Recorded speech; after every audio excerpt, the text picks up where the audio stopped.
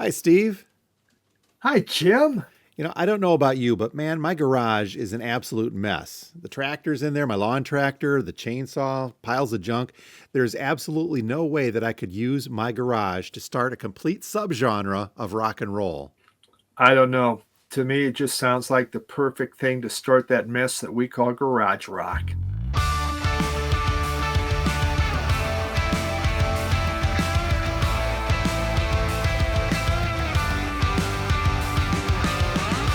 And welcome once again to Two Guys Talking About Records, your vinyl community podcast, where each week we two guys get together. And I don't know, Steve, you want to talk about records? I don't know what else we can talk about, so let's just Other do than that. other than garages, but that's what we're going to Yes, talk yeah. about. My name's Yes, Jim, we and are. I own a record store. And I'm Steve, a record collector. And if you haven't guessed, folks, today we're going to be talking about garage rock. Just a couple weeks ago, we talked punk rock. It's Mhm. amazing how closely related these two are, but it is a completely different subgenre, if you will. Yeah, but there definitely is a lot of interconnection with them, which makes it exciting. Which probably why a lot of people that really enjoy punk rock really enjoy garage rock. I didn't think that I would have much in the way of garage rock until I really started digging into the collection and doing some cross-referencing through the Discogs. But turns out I've got a fairly decent amount and of the original stuff from the 60s. I mean, the true garage rock from the 60s. But I Yeah, think you and I were talking, I'm a little more partial to the little bit later versions of garage rock. yeah. I really into the '80s. First off, you can afford it. Yes. That's a big part of it, but also it's just that's when we were at that age where college radio was doing Yeah. garage rock and it But was cool. still, But there's a couple of seminal years to look at in '65 and '66 that I think that we can really concentrate on. But I'm going to take a little, let's say a map quest diversion later on in the episode and talk yeah, about Michigan garage rock because you know me. yeah. Yep. And I don't worry, I got plenty of '60s. I was surprised. I'm just trying. So what do I have? As we're doing every week when we do these. So what do I have? And how am I going to find? How am I going to remember? As, as a fact, Start too, digging. before we started recording, I'm like, I've got one here. I don't know where it is. I'll have to find it later. Yeah. So. Yeah. But before Exactly. we dive into the subject at hand this week, I've got one little mini rant we're going to go on in a little bit. But let's do our most recent pickups because not a little stack, but a decent stack of stuff to show off this week. How did you do? Yep. Well, I have my Radio Wasteland stack of records that came in. Yes, folks, even though we're hundreds and hundreds of miles away, I do a lot of shopping at Radio Yes, you Wasteland do. Records because it's a quality place that ships well and the prices are reasonable. And the There, Jim. packaging, holy cow! I had to double down on the packaging on this one. I think. Yeah. So, yeah, there's a lot of records. Okay, but I didn't buy them all at once. Let No, me be specific. This lasts like for a month. This is it, Jim. Put that one on there. Put that one on we there. let them So, accumulate to kind of consolidate shipping. yeah. So the first off, Jim was very nice to send me some VCRT, the Paper Moon Sessions, and this is by Papier, a group I've talked a lot about, very much instrumental psych, and it's live at Roadburn.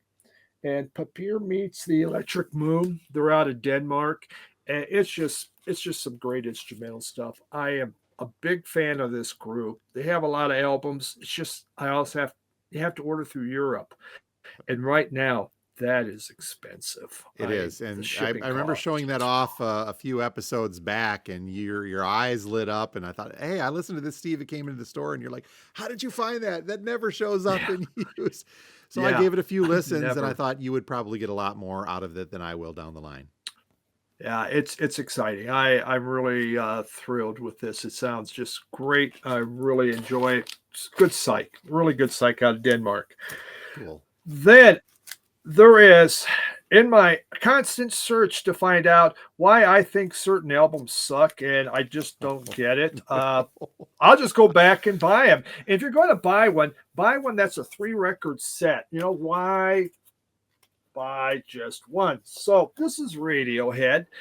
that I had the first Radiohead creep. I kind of like that, and then I got lost. I mean, I totally. You say like math rock or whatever. Well, God bless it. It's like trigonometry, I think, to me. I'm pretty good up. I'm pretty good up through calculus, but then I'm lost. So so this is one that I've never quite got. I used to have the CD. I've never understood it, and Jim had it come in a used copy, 3 album set, of course, and I said, just send it to me. Let's find out. Let's find out. So I'm still working on this to see, has it changed? Has my opinion changed on Radiohead? Do I now understand this? Am I now smart enough to be able to listen to Radiohead? So we're working on that. For those of you listening, he's contemplating the existence of OK Computer. Yes, that His I existence forgot with to OK mention that. Computer. Yes, OK Computer, exactly. They had, what's that other big one they have? In Rainbows was another big one, and Moon Shaped Pool. There was a lot of them there. Yeah, there's a lot. They're really popular, but yeah, we're trying OK Computer. Okay. Good luck. And We're all counting on you. and yes, we're all counting on you. You can do it. You can like it. Yes, you can. The next thing you know, I'll show. Hey Jim, I got some Frank Zappa. But speaking of something that's totally out of the wheelhouse again, because I just do stupid stuff to spend money, I guess. I brought Sabrina Carpenter.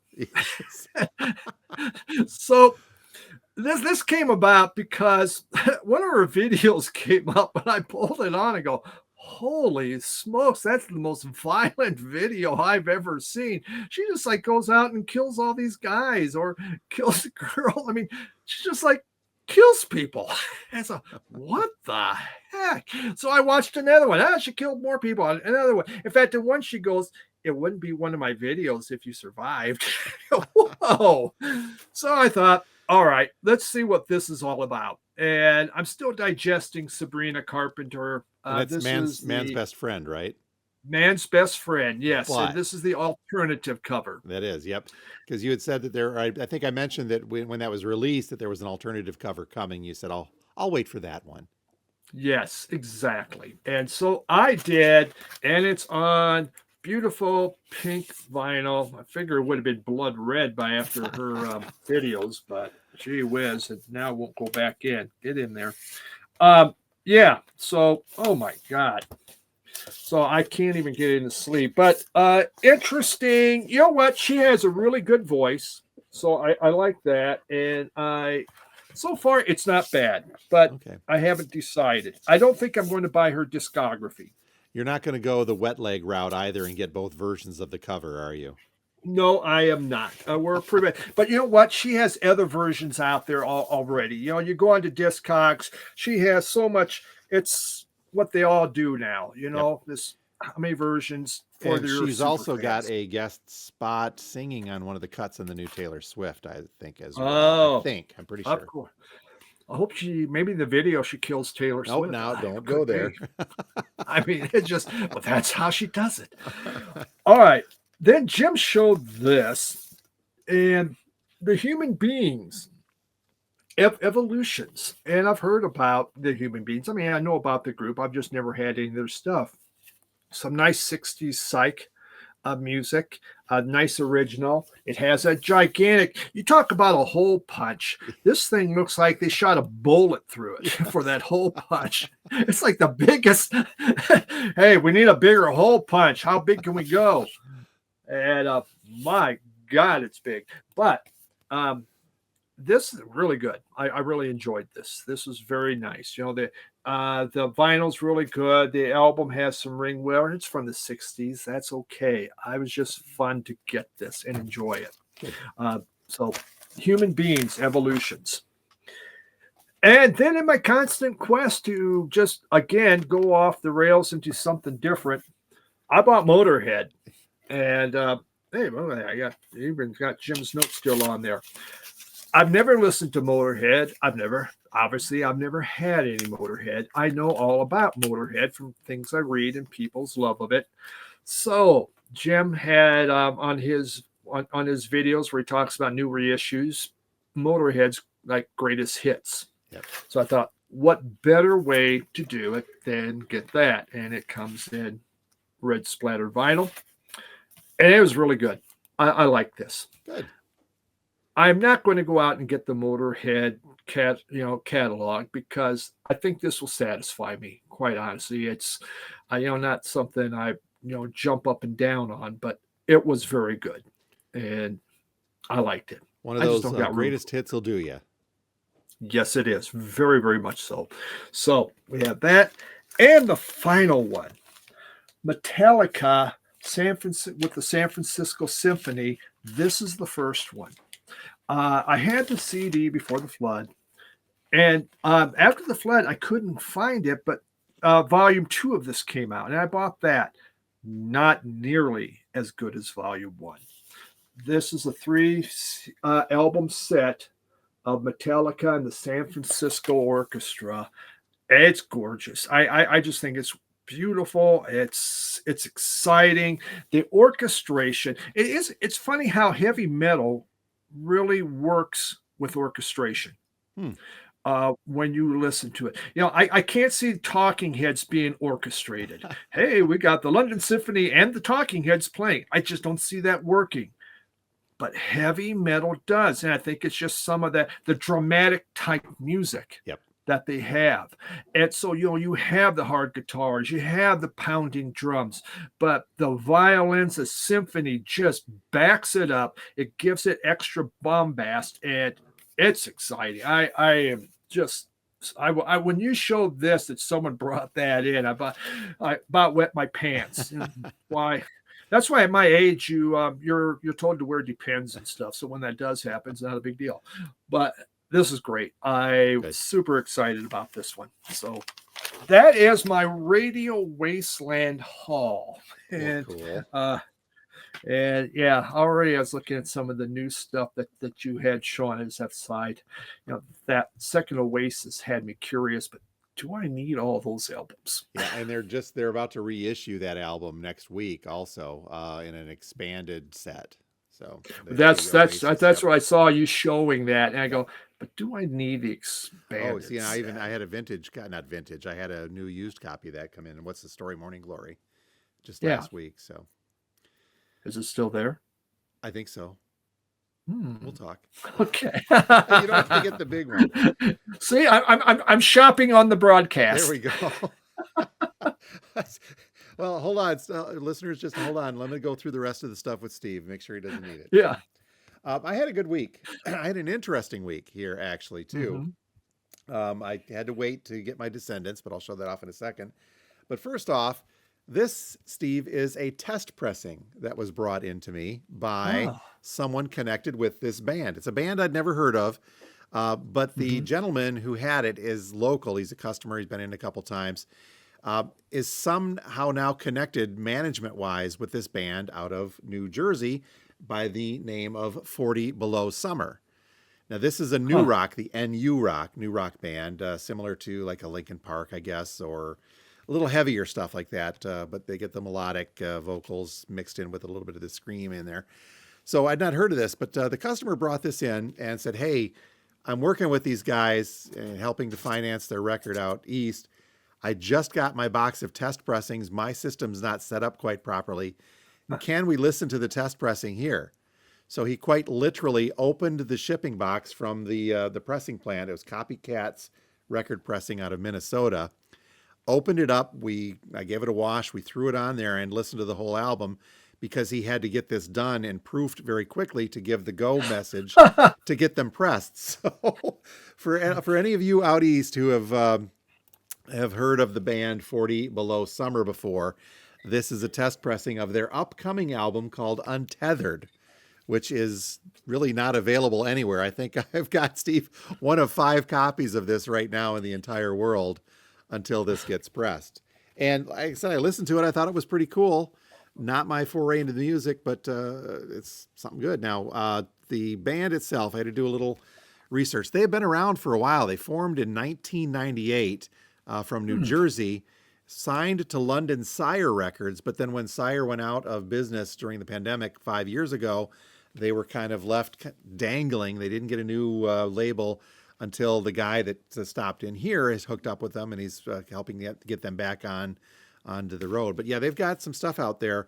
Not a lot of stuff on vinyl. In fact, the only other of their albums that I could find on vinyl was one that was originally released in 2001 called Invitation to the Dance. And that was not even pressed on vinyl originally. It was something that Warner had sold the rights to music on vinyl for. So the only other vinyl pressing from 40 Below Summer was a music on vinyl reissue a little bit later on. So yeah, they go back to 1988, 99, 1, 2, 3, 4, 5, 6, 7. This is going to be their 8th album. And for helping him out and opening them up and listening to him, cleaning them, giving it a good solid spin here so he could make sure that it was okay to go. He said, have a test pressing. I went, thank you. Wow. So on your website now, are you going to put record store and where you can bring test pressings to make sure they're okay? Let's proof these things out. Yeah. Just you're expanding your business now. And that's very cool. I've only got a couple of other test pressings in the collection. One of them from another artist that I know, Brett Mitchell. When he did his album, he brought it he'd already listened to it, but he brought it in and said, here's a test pressing. Thanks for your support and helping out. But a couple of them. So it's cool to find them, and it's cool to get them under those circumstances. It is. I used to buy a number of test pressings, and I'd bring them in. It'd come up online. Hey, you can buy these. But, when I restarted, I pushed the test pressings away because they're getting kind of spendy. They get a little spendy. Now, my hope is that 40 Below Summer makes a huge comeback with this album. I'm going to retire. They have to have it repressed, and I've got a nifty little test pressing of that ahead of time. Other pickups, I had one of these or two of these in the store last week. It's the reissue of The Descendants, Milo Goes to College. They just reissued this on gray matter colored vinyl. Nifty. I mean, it's a neat looking piece of vinyl, the gray marbled. I know you've got an OG of this. I had an OG at one point in my life way back when, but I think I got rid of it at some point. I picked up a 2010 reissue several years ago, and I've been kind of digging on that and got jealous when you found your OG. But then I thought, you know what? I think I'd rather have the colored vinyl version of this as it comes out. And then I went and looked at my 2010 pressing is almost as valuable as the original ones from 1982. No kidding. Yeah, it was like $70 on there. I'm putting it out in the store, the black vinyl one, nowhere near that. But should I keep the more valuable 2010 non-original, or should I just go? I'm going to go with the gray matter because it just kind of looks cool with Milo Goes to College. And this album, what do we talked about? This clocks in at a whole 20 minutes long. Yeah. I don't care about value. I buy for what looks cool. In this case, I did. Had it been an original, no, I would not have gotten rid of it, and I would have kept that. Yeah. But, the 2010 was just kind of a little middle ground for me. But, for the extra $30-$40, I'll stick with the actually 20 because those are pretty expensive on the reissue side for such a short record as it is. So, okay, a couple of other pickups. On the blues rock side, a super group of sorts, West, Bruce, Lang, Leslie West, Jack Bruce, and Corky Lang, and their bluesy album, Why Don't Ya? Leslie West and Corky Lang, of course, from Mountain, got their start, and Jack Bruce. Other super group, Cream, you may have heard of as well. This one was originally released I'm going to have to find my notes because I thought I had it, and what did I do with it? There it is. Originally released in 1972, so after Cream and right around in that Mountain era, I think is where we're looking at on this, maybe a little after Mountain. Just good blues rock, nifty stuff. I've had that in the store a few times and finally decided to keep a copy. And on that Corky Lang note, coming from the harder rock of Mountain and the blues rock of West Bruce Lang and their Why Don't Ya, I've got a solo album from Corky Lang of Mountain, where not just playing, he was the drummer for Mountain and drummer on West Bruce Lang. But on this one, he's singing and playing guitar, and I think he does drums a little bit. This is from 1977. And Discogs actually calls this soft rock. So if you're coming off the harder stuff of Mountain and the bluesy of West Bruce Lang, now all of a sudden we get a softer rock version of Corky Lang and his Making It on the Street album. And originally this caught my eye because it is a promo copy. It's got promo labels on there. So of course I'm going to give that a second look. And it's decent. It's just decent rock. I don't know if I'd call it soft rock a la Bread or Air Supply, but it's just lighter. It's lighter 70s rock. Okay. That you may or may not have heard of. Good luck. That's a file with Poco. Yeah, not too far. And then finally, and I saw you show off one of these on your Sunday show as well. I grabbed Hound Dog Taylor and the House Rockers, genuine house rockin' music, slide guitar blues. This thing is just as cool blues can be. This is a 1982 release, though, from Alligator Records, so it's posthumous to Taylor's death in, 74, I think he'd passed around. Yeah, there. 75, yep. 75.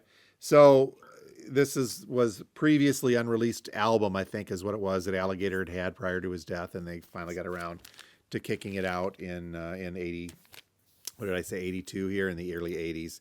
Yeah, 82. So still great stuff. I Ain't Got Nobody on here, Fender Bender, Sun is Shining, What I Say, Crossroads. He's got a 2-minute version of Crossroads.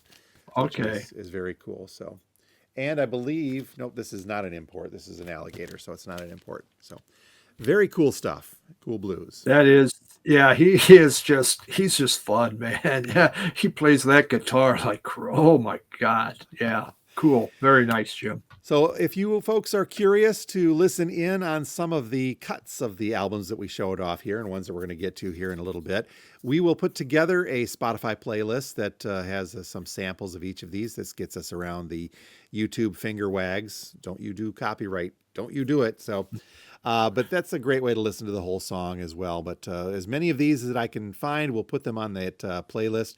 You'll be able to find it in the description below on the Spotify episode and on the YouTube episode.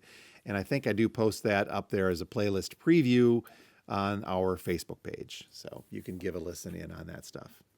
Cool, right? Yeah. Very nice. And I made it easy on you this week. You did. I should be able to find most of these things.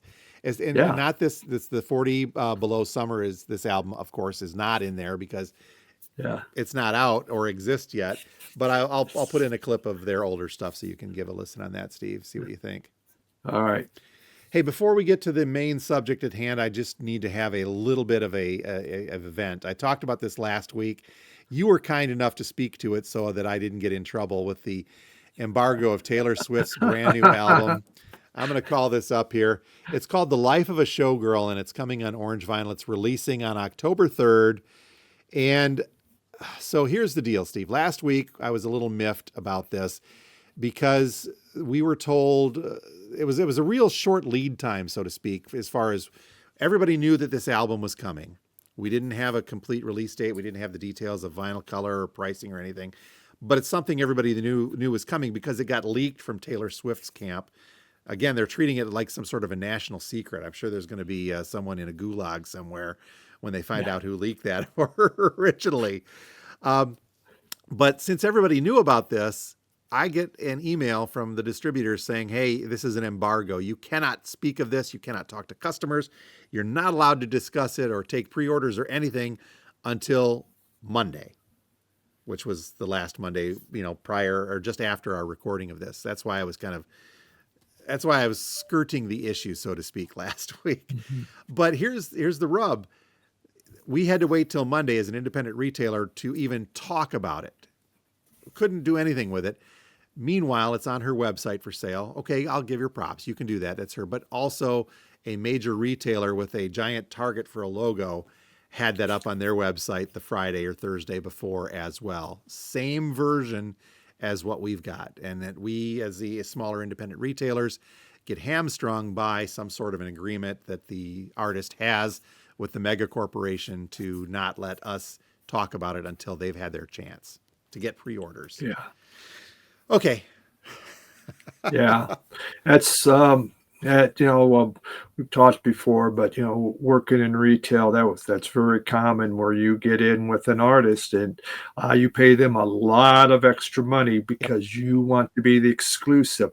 Maybe you want to put it out before everyone else. There's a lot of things and it costs a lot to do that. So, and again, I'm not Target knows. I'm not going to fault the corporations. Their corporation's going to corporate, and when you get two major conglomerates like the entity that is Taylor Swift and Target's corporation, they'll do what they do. But Yep. just the fact that everybody knew, and the fact that they're going to put that out there. So does the question then does the real Swift fans that need this and want this ahead of time on the pre-order, will they pre-order it from the first place they see it Yeah. versus the retailers who have to wait a weekend before they can even whisper about it? So, and So as of the recording of this today, I think I only have 4 copies on pre-order.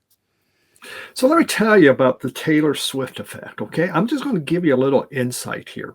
My youngest son and his wife have never bought an album. They don't have any CDs, no tapes, no nothing. They listen to everything off, the Spotify. Yep. I mean, it goes throughout the house. Okay, so suddenly I'm there last week.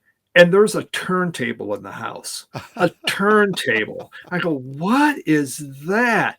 And his wife goes, I just pre-ordered the new Taylor Swift album. and and because she's a huge Taylor Swift fan. Yep. And so I go, what? Yeah. So I decided to have that. And then so I'm trying to find out what turntable do I need to have to do this. I go, whoa. I look at my son. This is really? And he goes, well, it wasn't my idea. so So so the album pre-order led to a turntable purchase. Uh-huh, Well, there you go. exactly. And then, so she's going to get into vinyl. And how about that one? My son's never touched a single record in my growing up. He never came down, Dad, why don't we pop that on? Dad, no, ever. And he's always been, you know what? We don't do that. We don't need that stuff. What now? They're going to have this. So I told her, says, well, if you want, I can hook you up with a beginner's record collection that you should have. There you I'm sure go. she'd appreciate Sex Oh Pistols and yeah. stuff like that. Yeah. Well, now you said Taylor Swift effect, and I thought you were going to say the effect on other pressings, because this, again, I mentioned kind of the short lead time between the leak, the announcement, and the pre-orders, and the pressing was just in the span of a month or so. And then for some reason, Steve, all of those Rocktober titles that I mentioned were pre-stacked for the first week of Yeah. October. Now there's only 2 coming out on October 3rd, the same day as this one. And for some reason, a great deal of the other Rocktober releases got pushed back into the month. Happened before with It's her. happened. You bet. Okay, I've got one final rant on this. One final. The color it's like they're calling it a Portofino sweat. It has Yeah. a sweat Portofino Sweat. orange, as you can see here, but it's got glitter. It's got stripper glitter, showgirl glitter, sorry, inside the Yeah. vinyl. I am going to go on record now saying that I believe that this is a huge mistake, because the last time we had glitter inside of a piece of vinyl was a Greta Van Fleet release, Starcatcher, from a few years back. There was a glitter version and a clear vinyl version. And the glitter version, there was chatter all over on the Steve Hoffman forums and on Discogs forums about how noisy it was. The glitter made the record noisy. Now, hopefully Taylor Swift learned from that, and their folks in the label made this so it's not noisy, but it's a glitter-filled piece of vinyl, so we're just going to have to wait and see. I know here at the store, personally, the Starcatcher, the Greta Van Fleet glitter one, I had 3 or 4 returns because they said it was unlistenable because of the noise. Wow. Well, here's the nice thing. If it is still noisy, she will have a lot of other alternatives, and you can get a second album. So no worries. You're good. Now, Steve, the one thing I don't think that Taylor Swift will ever be accused of is being a little unpolished or raw, garage-like sounding. Do you agree with that? Yeah, I'm pretty sure this is not going to be something unless she decides I'm going to do 60 garage rock classic album. A cover album. Ooh, let's get into that. Yeah.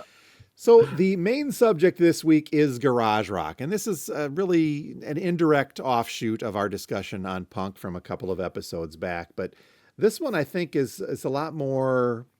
There's a lot more breadth to this, because garage rock as a term. Well, let's define this first and foremost, Steve. Garage rock is exactly what it sounds like. A bunch of guys or gals in some cases, an artist gets together. They may not be professional, they may not be classically trained. We just love what we had heard in this early rock movement coming from Britain and coming from San Francisco and New York, and we're going to make our own music. Skills be damned. Let's get in our garage and practice because that's where we've got the most space. Hence the Yep. term garage rock. Total DIY. Yes, You know that's a what? good way to Let's do put it. it. Yes. Yep. I don't know how to play that instrument. It doesn't matter. Just Yes. pick it up and let's do it.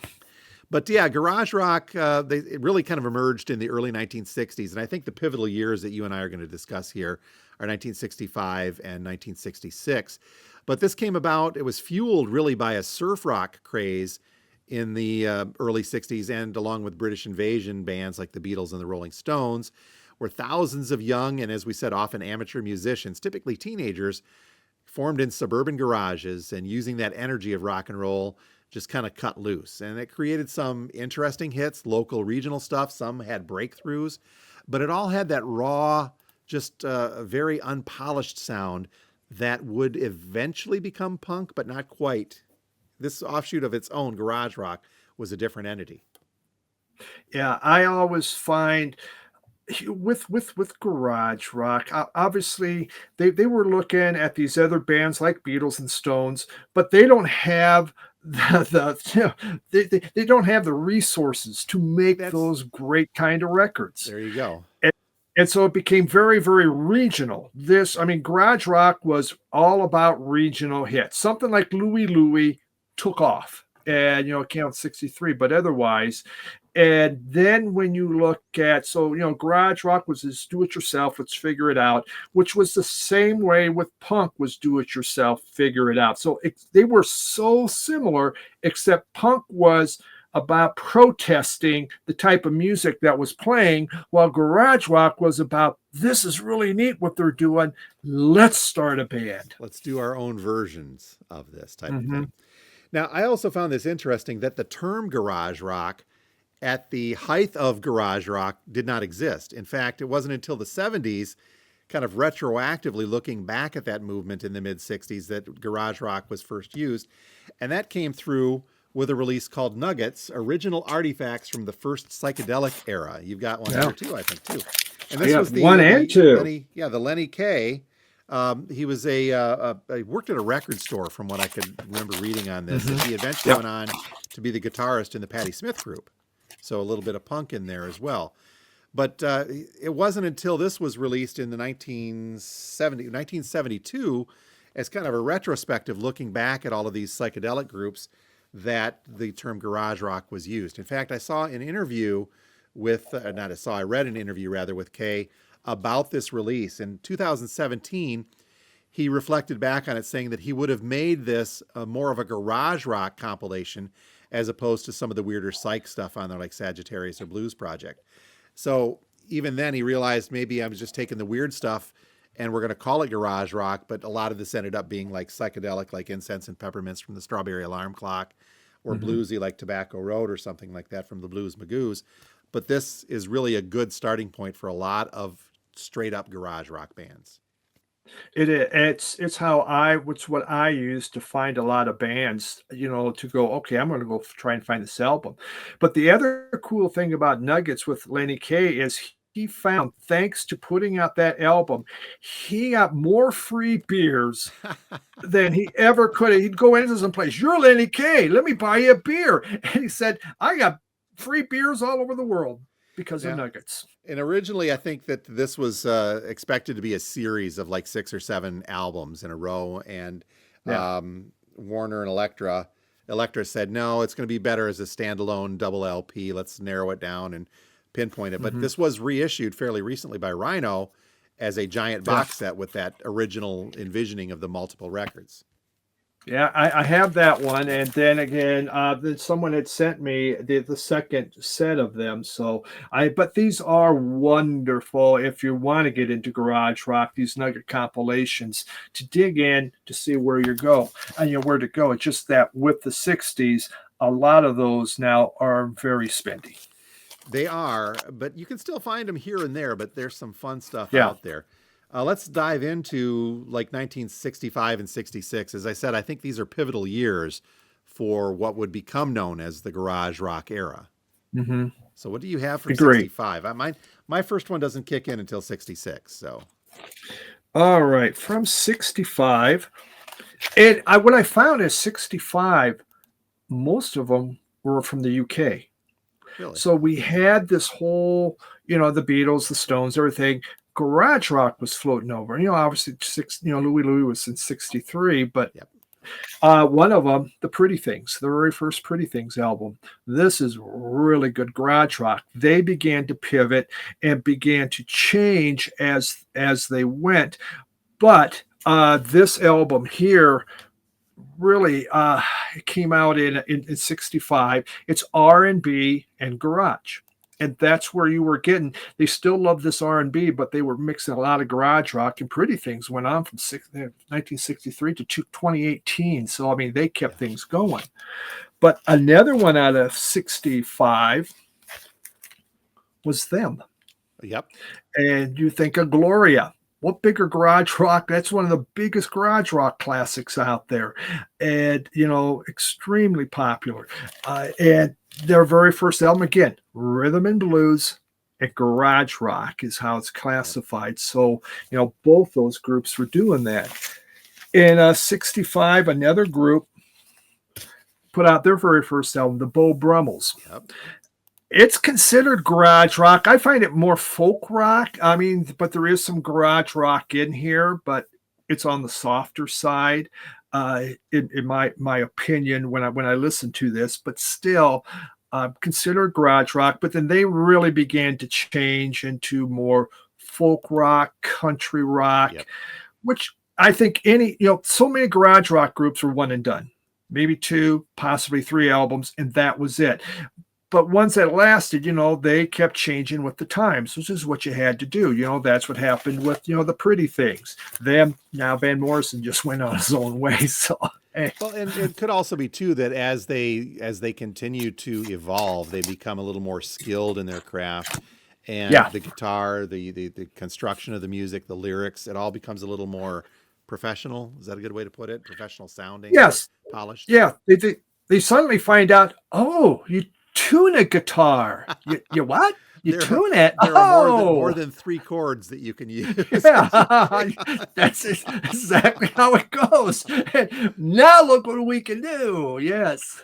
So 66 was a big year for the garage stuff in my collection. And right off the bat, I've got a couple from the Trogs, but right off the bat, 66, the Trogs and Wild, the Wild Thing album. Hmm. This is just, again, the epitome of that kind of growling vocals, the fuzz guitar that it kicks through here as well. And okay, now Wild Thing gets overkilled. I know the song does, they Yeah. play it at ballparks and just about everything, but everything else on here has got that same flavor above and beyond just that one main hit that the Trogs are known for. Even though their second album, Love Is All Around, which became kind of tied in with Mary Tyler Moore, I believe, and didn't Husker Du cover that as well at one point? I think so. Boy, I can't remember. I'm going to go nuts here with Michigan stuff in a little bit, but also from 66, let me kick in Question Mark and the Mysterians and their album from Cameo Records in 1966, which of course has 96 Tears on it. Just a great way to wrap it up. It's got that organ mixed in with the guitar, and it's just a very catchy tune. 96 Tears, I'm sorry, the Question Mark and the Mysterians, most of them are still active and around.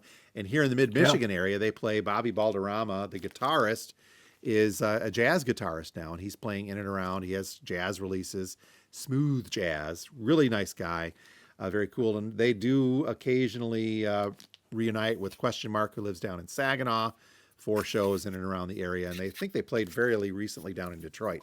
But these guys Okay. were at really the head end of that garage rock revolution. When you think starting off in a garage in Saginaw and Bay City, Michigan, kicking out to international fame with 96 Tears. Yeah. Let's see. The other ones from that era for me, you mentioned growing and changing. Todd Rundgren became a big psych star, solo artist as well. Classic rock, I don't know where you want to call him, but the Nas, his first group, it's classified as psych rock, but this is really kind of raw enough for me to be called garage rock as well. Hmm. So the Nas, I've got 3 Nas albums. This one from '68, and it's got Open My Eyes, which has just got that very raw, driving feeling that a lot of the garage rock hits do. And then one more for me from the '60s, and this one, Discogs calls it garage rock, and I'm just going to go with that. It doesn't show up in there, but this is a group called the Equals. This is, I think, one of those one and dones that you'd mentioned. Yeah. I don't know if they've had many more. I'd have to go back and look. But this is from 1968 as well. And the Equals, oh, they had a couple of albums. I'm sorry, I didn't mean to besmirch them. They had, 5 or 6 of them going through all the way into the '70s. But this particular incarnation of the Equals features someone by the name of Eddie Grant, who would go on to have that '80s hit, Electric Avenue. Hmm. And you can hear his vocals in here, but this is just still a really neat raw garage sounding one. I found this a while ago, and it's not a tremendously expensive album, but it fits that bill for the crossover of raw guitar, but a little bit of funk. You can start hearing this by the late '60s. A little Hmm. bit of R&B in the late '60s. You're picking that up in this as well, and it's a cool listen. Yeah. And to your point, you said, some say it's psych, some say it's garage. They do mix on a lot of these groups that Yep. they come together. They're not like a straight psych group, but there's just that garage rock feel. Uh, One of my 1966, the Backdoor, the Shadows of the Night, Oh, Backdoor yep, Man yep. came out. Really fun. They of course do Hey Joe. I remember any garage You're band supposed to has do to do that. Hey Yep. Joe. Yes, if not, you're not garage rock. So just get the heck out of here. You know, they did a couple albums from '64 to '67, but they're still playing. They just don't do. They're still out there doing their thing, going on. But this came out in '66, kind of garage rock, blues rock, where you get that. In '66, you have the Remains. Oh, yep. And I remember that one. yeah, this was again another really good group. This thing goes for a lot. I bought it from Radio Wasteland. It was not a cheap album. No, and Uh, as I recall, Steve, I think you had to pry that out of my fingers. I did, yes, yes. But I've yet to this see came another out. one. I've yet to see another one Yeah, come through. 64 to 66, and that was it. This might have been their only album that they put out. Just super classic, really wonderful garage rock. A popular one that most everyone knows is the Seeds. Yep. We're pushing too hard. It just a part of when you think of the Nuggets compilations. This is a big part of it. You hear this, you listen to this, really nice stuff. Sky Saxon, of course. They in the '60s, but in the aughts they got back together again. They were out of LA, and this one was I think their first, came out in 1966. So great garage rock. In '66, then still, see, I told you I had a number of these. We have the Music Machine. And the Music Machine, of course, had the hit Talk Talk, was big. And they're out of LA, formed '65, broke up in '69, just did 2 LPs. So this is Turn On, came on, just some outstanding type of garage rock. This is a record store day reissue that you Yep. can get out there at a really good price. Then still, we're going here.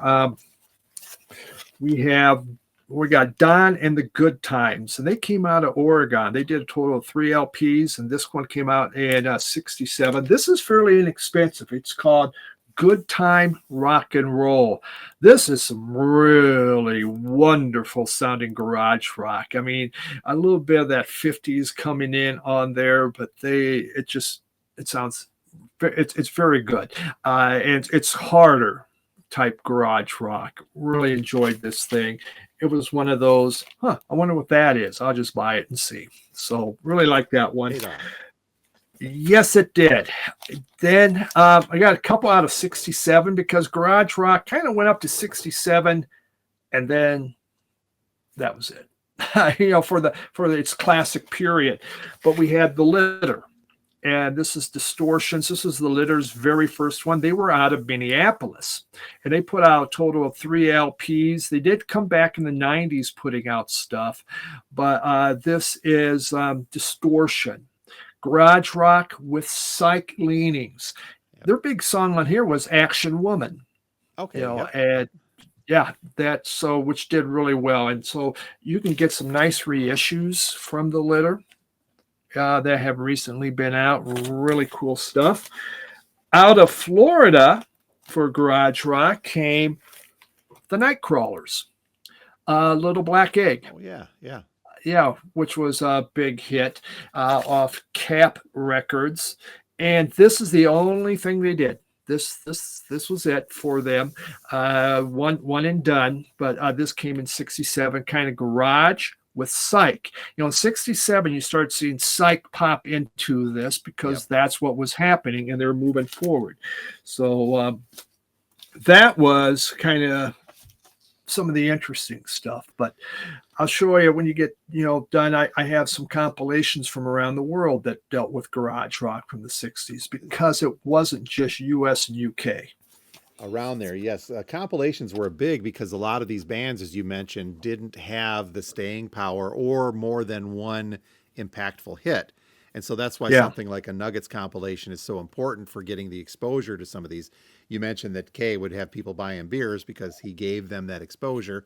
And in some cases, it led to really kind of a cultish following down the line where folks are seeking these records out after the fact, now into the mid 2020s, where the value of these goes way up. Now, one of the things I wanted to touch on, Steve, one of the key elements of the initial phase of garage rock, the classical era of garage rock in the mid 60s and into the late 60s, was that unpolished sound, the unprofessional sound of these guys just out having fun, hitting 2 or 3 chords. Maybe they're not as skilled or musician wise or as eloquent of a songwriter as Lennon and McCartney type of thing, but it's still, they were there having fun. Now, there is an album considered to be garage rock out there that I think would be unquestionably one of the worst albums of all time, and yet it is now one of the most sought after albums of all time. Oh, And this, I'm speaking, of course, if you've not heard of this, it is a group called Shaggs, or the Shaggs. And this was an all-girl garage rock group from the late 60s who put out one album and one album only. And let me call this up here. They were a group of sisters from, where were they from again? New Hampshire. Sisters, they were formed in 1965 by sisters Dorothy Dot Wiggin, Betty Wiggin, and Helen Wiggin on drums at the encouragement and insistence of their parents. Austin Wiggin, I believe, was their father. They had one other sister that would play with them once in a great while. Their only album, well, original, there's another one that came out in '82, but The Philosophy of the World, originally released in 1969. The stories surrounding this are absolutely incredible. I had to look a little bit of this up. I've heard of this album. I've listened to some cuts of this album. Mm-hmm. It's not good. It's not. It is not good. And yet, if you look at this, Steve, on Discogs, there is only one copy for sale. Let me get to my right screen here.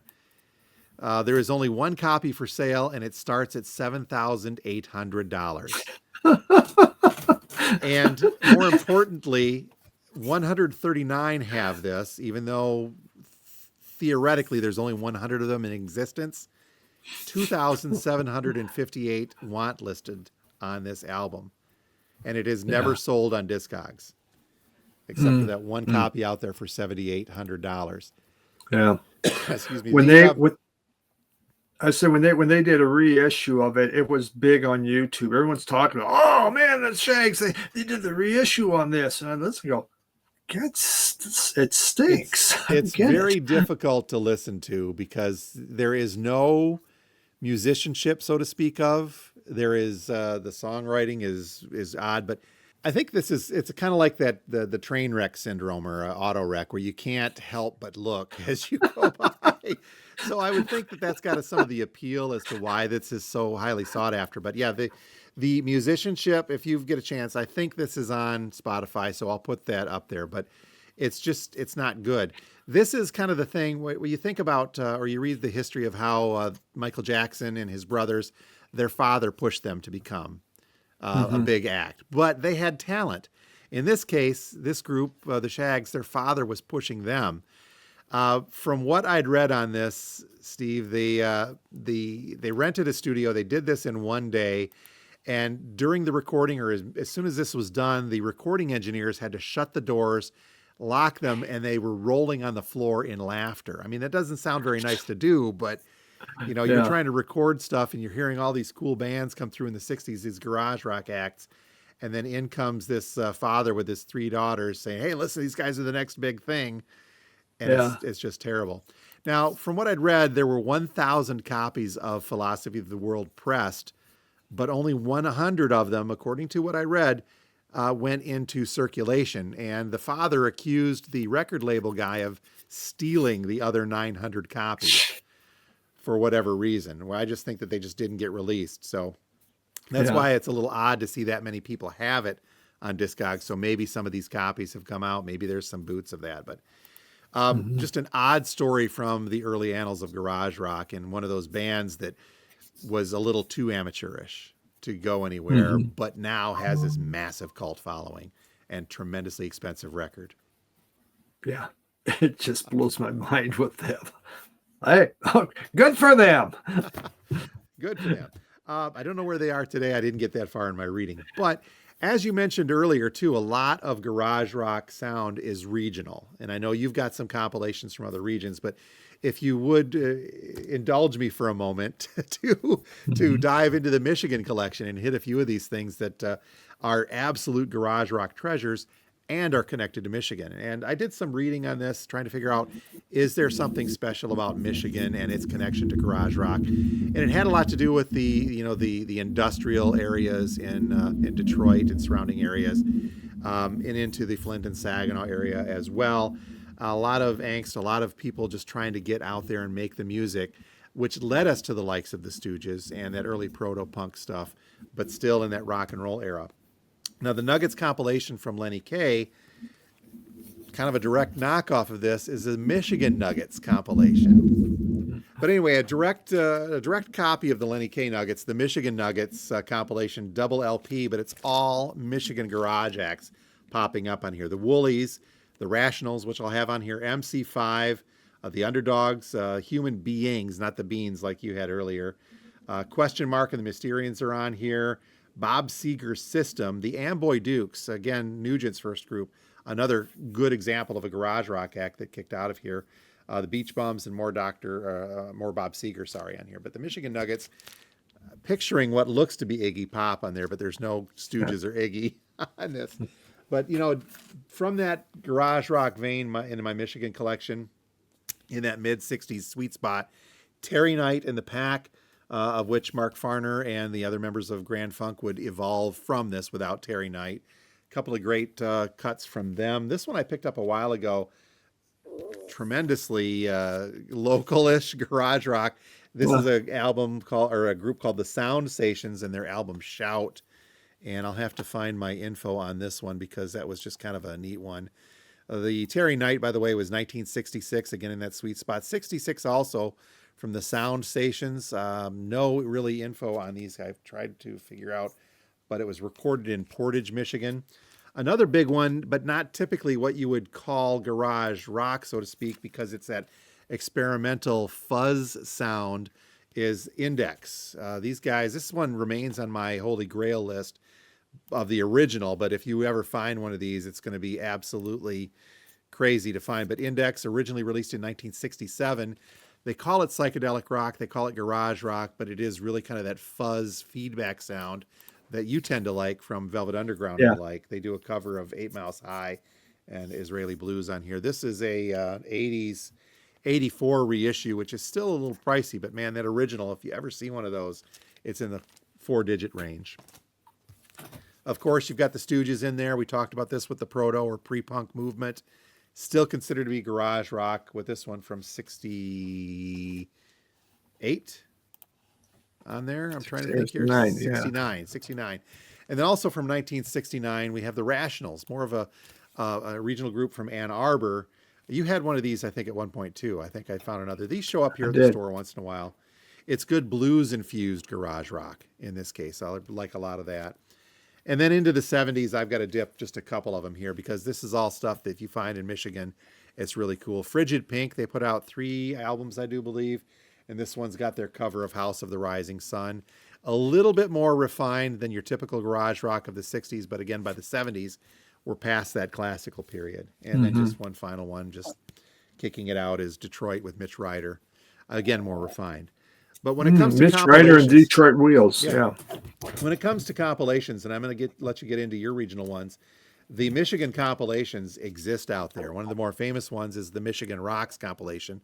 I'd already shown the Nuggets, but this has got the Stooges, MC5, Bob Seger, Mitch Ryder, the Rationals, SRC, Third Power, which we didn't even get into with the Third Power and their stuff as well, but Ted Nugent and the Amboy Dukes on here as well. And then I found a couple of other Michigan compilations. I guess we're famous for it here in the Mitten State, but Michigan Mixture Volume 1, there's a Volume 2 out here. These are just absolute unheard of groups. Let's see, Sweet Cherry, Glass Sun, Dick Rabbit, Popcorn Blizzard, She Devils, Dick Rabbit on here, Detroit on a Platter. I'm getting into the 80s on this one, sorry. This one's really more 80s, but a little bit ahead of my time on that. But the Yeah. compilations, as you mentioned, it's a great way to discover garage rock acts. It is. This is from a group called Los Psychos, and they are out of Peru. They only did 45s, and that's what you find in a lot of these other countries. They didn't put out full albums because people really didn't have the money to buy full albums. So 45s people could afford, and they put out a lot of 45s. So in 2010, they took all these 45s and put them on. This is garage rock from Peru. Really fun stuff. And what's really nice on this is it comes with a great booklet too. Help you So it figure out really what's what. yeah, it gives you good insight. I'm pretty sure they do Hey Joe. I'd have to look, but It's a rule. it is. It's a rule. So Los Psychos. We had this, and this is out of Mexico. Mejor de Nuggets, 60s garage and psych. More nuggets. More nuggets on here, and it's a lot of the ones we know. Well, they do like My Generation, but they do it very much in garage rock form. It's just yeah. Los Mustangs are on here, a variety of different groups, but out of Mexico, really fun stuff. Then we have this rare Mexican cuts from the 60s. Get only 45s by these groups. They could, I mean, it just didn't make sense to put out albums for them, but nice selection, a variety of different things on here. They do Gloria, Susie Q, Satisfaction, which is pretty darn funny, and yeah, Hey Joe, of course, Of there it course, hey is. Joe. It There is. it is. It's official on there. And Japan, there is this one here, and so this is Japanese garage rock and psych sampler out of the 60s. And we got this group that's dressed like in sumos. A garage band dressed and yeah, the famous sumo jock. But nice compilation coming out of Japan from the 60s on garage rock and some psych. So fun things. You can find other kind of compilations around there, but a lot from Latin America because they really got into this. But yeah, just nothing's out there with them. I think it's interesting, Steve, that you can take the term, the subgenre of garage rock, and make it fit into all sorts of different other, or connect it to other subgenres. You mentioned the psychedelic or the bubblegum pop in some cases of the Mhm. 60s. But I find it also just very cool that the term garage rock, I did my best to keep back, but trying to drag us into the 70s and 80s with garage rock and even into some more contemporary ones today, there are groups that fit that bill. So the garage rock, I think, as an overall term, does not necessarily have to mean just a specific kind of music, but just a general attitude of we're kicking this out, we're a little amateurish, but we're having fun with it, and we're Yeah. carrying that forward. This may warrant a part two if we look at the 70s and 80s garage rock down the line, won't it? It does. Well, you know, this big book is the Knights of Fuzz, and this deals with 80s garage rock, and this is huge. Okay. That's how big garage rock took off in the 80s. Now, some are just 45s in here, but there is a lot of albums. It's around the whole world. I mean, it exploded. Okay. Huge. And so, yeah, cool book I for guess those that will warrant a part two because I didn't even get a chance to show off these two compilations from Michigan, quite literally titled "It Came from the Garage." Yep. It came from the garage too. This gets into the punk territory, but still qualifies as garage rock on these cases. You've got Elvis Hitler, Snake Out. I've got albums from these guys straight up. Prehistoric Cave Strokes, Zombie Surfers, the 3D Invisibles. Mm-hmm. Where do we go? We got to go back to the 60s and stay true. But I guess we'll do a part two of this sometime. Yep. Well, we'll have to do that. It's the 80s. I think we both were highly into that period. Yes, we picked up a little. But I was still surprised that I did have a decent amount of that sweet spot mid to late 60s in the garage rock vein. Same here, and I know I got more back in there. I just you gotta find, where's it at? Which ones? What do I have in there? Is this truly garage rock? Are we venturing into the psych, or are we sticking? I don't know. Hard to say, but we're curious to see what you folks think. Do you have a favorite garage rock? Well, not only group, but maybe a favorite garage rock era, whether it be that absolute beginning point in the 60s before it was even called garage rock, or maybe 70s and 80s, where I think we're going to get into eventually here. Be curious to see what you folks think. Exactly. And garage rock's still happening. There's a lot of it still coming out now, and it is fantastic music. You know really what I think stuff. the main reason for this is, Steve? What's that? Is that people still have garages. Generally, they're filled with crap now. That's what mine is. I'll go clean it out and see what I can do. All right. Well, you folks have been watching and or listening to two guys talking about records of Vinyl Community Podcast. Be sure to look for that playlist. I'm going to have my hands full today finding some of these later ones, but we'll get that playlist link in the descriptions for each of them. Steve, I think next week, maybe we'll have a Record Store Day Black Friday list to talk about. We'll see what happens and kind of play that by ear. Our first look at it. If it's out, we'll give you guys our thoughts. How's that? Yep. All right. You bet. So until next time, my name is Jim, and I own a record store. And I'm Steve, a record collector. I'm going to go clean my garage this afternoon, Steve.